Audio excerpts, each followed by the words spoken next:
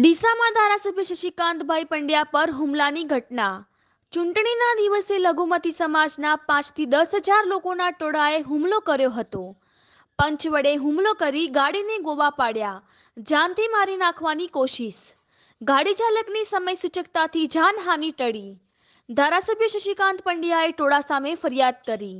Bogus મતદાનની ફરિયાદ મળતા શશિકાંત પંડ્યા ગવાડી વિસ્તારમાં પહોંચતા ઘટના બની હતી. ડીસા દક્ષિણ પોલીસે વધુ તપાસ હાથ ધરી. મિત્રો 5 તારીખના લોકશાહીના પર્વ સમાન ગુજરાત વિધાનસભાની ચૂંટણી હતી.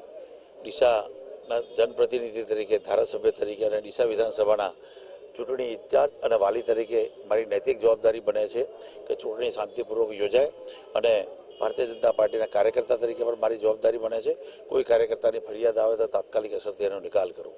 મને અંદાજે 4:30 વાગે સમાચાર મળ્યા કે ગવાડી વિસ્તારમાં વોર્ડ નંબર 9ના જ્યાં લઘુમતી સમાજના ખૂબ મોટી સંખ્યામાં લોકો રહે છે, ત્યાં દેવી પૂજક સમાજ અને લોધા સમાજ ત્યાં ખૂબ લઘુમતી સમાજ તરીકે ત્યાં રહે છે, ખૂબ નાની સંખ્યામાં રહે છે, અંદાજે 10 થી 15% ત્યાં એ લોકોની વસ્તી છે.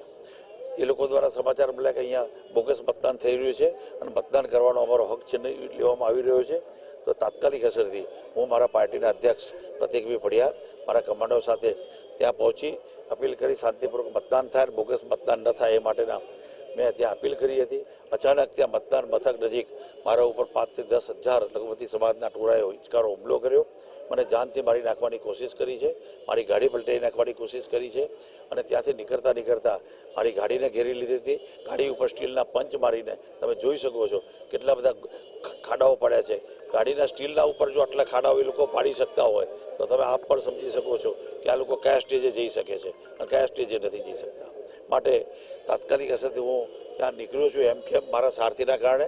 અને જો ત્યાં 1 મિનિટ કે 1.5 મિનિટ લેટ થઈ હોત કે મારો ડ્રાઈવરનો દરવાજો ખોલી નાખવામાં આવ્યો હોત તો એ લોકો ડ્રાઈવરને ઘેરવાનો પ્રયાસ કર્યો હતો અને ડ્રાઈવરને ઘેરી અને ડ્રાઈવરને ઉતારી ગાડીનો કબજો લઈ એક જાતનો સળગાવી નાખવાનું પ્રી પ્લાનિંગ હોય ગાડીને એ પ્રકારનું આયોજન હતું.